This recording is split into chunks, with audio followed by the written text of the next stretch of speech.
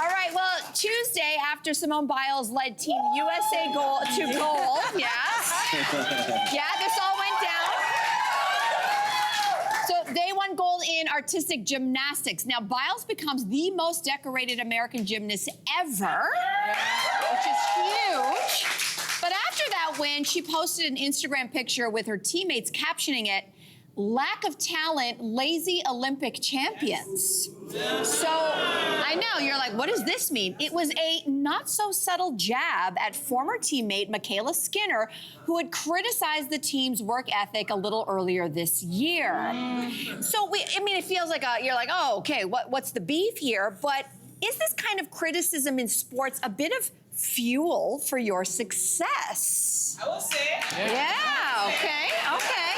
What do you think, Dalton? Oh, no, 100%. I mean, you have to compete with a chip on your shoulder, okay? Or what are you doing there? Why are you at the Olympics, right?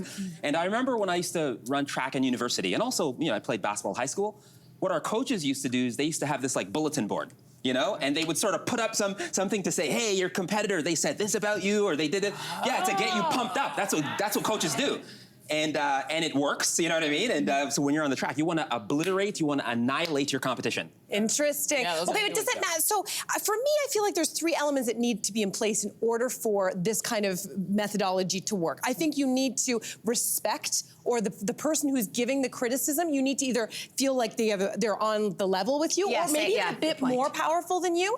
I also think it has to be in an area you want to succeed in. So if somebody, for example, said to me, oh, you're terrible at baseball, I'd be like, I know, I don't care. It's never gonna motivate me. And I think the third thing is the ratio of compliments to criticism. Do you think if your coach never gave you any compliments, you would be equally as motivated? No, I don't think. Okay. I think you have to come into, if you look at something like track gymnastics, a lot of those solo, where you're competing, it's not a team. You can't blame your teammates for failing or getting a bronze medal. Those solo track, swimming, gymnastics, you have to come in with that. In this case, I'm a male, alpha male, you have to or you're going to get killed. Yeah, right? right. And a lot of the world champions have that, Yeah, absolutely. Well, listen, I don't think Simone Biles gets enough credit for all of the criticism that she's been taking. She decided to remove herself in the Tokyo Olympics. Remember, she got a lot of criticism because people were like, oh, what's wrong with her? Mental health. Remember before they really understood what was going on with her. So good for her. And also to the women right now, something really weird is going online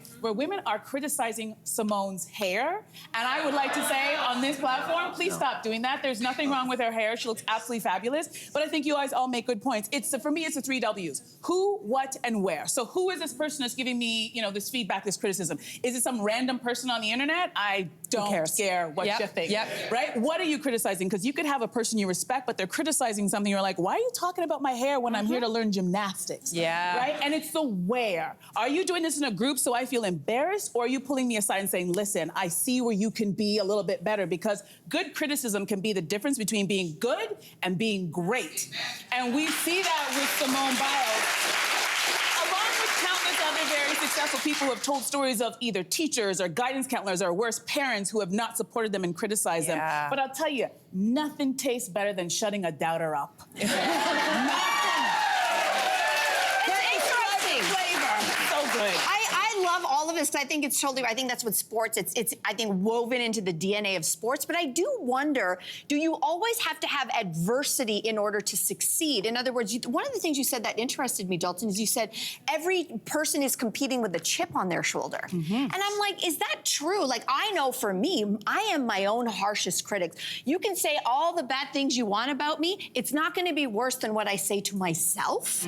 Now, I have high standards for myself, but I sometimes think this girl has, in spite of all the world's criticism, people have said the worst things about her for all kinds of reasons, and she still has come out and won. But this is personal. This was a person who also was a former Team USA gymnast. And so, yes, she did also call out that she wasn't referring to Simone. Particularly. But Simone is a good leader because she took it on for the whole team. How dare you say that? So I do wonder, do you always have to have a chip on your shoulder? Are you always trying to, But it's interesting. I'll just say say that quickly. There is research to do with self-criticism. And my understanding is that in group dynamics, actually doing what you're talking about is helpful. But when it comes to our own self-criticism, there's some research to suggest that we actually do need to be our own personal cheerleader. That actually doing self-deprecating talk and talking meanly to ourselves is terrible for our self-esteem, and it is not motivating. So take criticism. I'm working on it through therapy.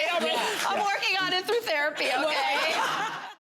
Hey there, what did you think? Drop your comments below and join the conversation. And don't forget to like and subscribe so you can find more on everything from food and fashion to pop culture and current events. See you soon.